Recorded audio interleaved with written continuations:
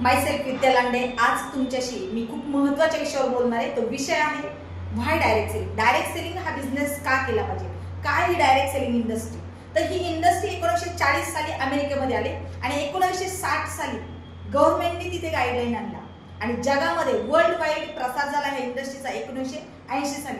परंतु आपल्या इंडियामध्ये आली 1996 साली. आल्याच्या नंतर खूप साऱ्या चुकीच्या कंपन्या आल्या आणि लोकांना बुडवून फसवून गेल्या. त्याच्यामुळे ह्या इंडस्ट्रीकडे बघण्याचा दृष्टिकोन लोकांचा बदलला की नाही, नको, बुडते फसते, आपण हे नाही केलं पाहिजे. परंतु इंडियन गव्हर्नमेंटने याच्यावरती स्टडी केला काय आहे डायरेक्ट सेलिंग इंडस्ट्री आणि 2016ला याच्यावरती गाईडलाईन आणल्या की डायरेक्ट सेलिंग हा बिझनेस केला पाहिजे. आणि याच्यानंतर पाहिलं तर 2021 मध्ये याच्यावरती लॉ आणला की 101% प्रत्येक व्यक्तीने डायरेक्ट सेलिंग हा बिझनेस केला पाहिजे.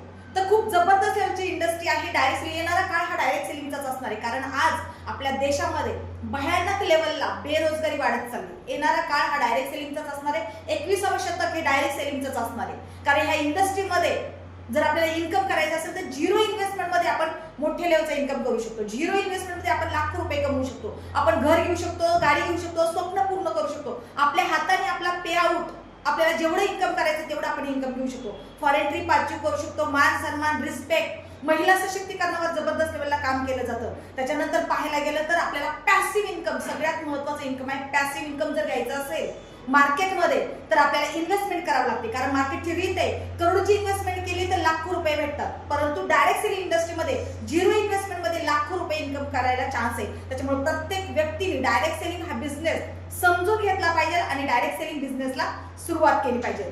तर ह्या डायरेक्ट सेलिंग इंडस्ट्रीमध्ये येण्यासाठी माझ्याकडून तुम्हाला शुभेच्छा. Thank you very much.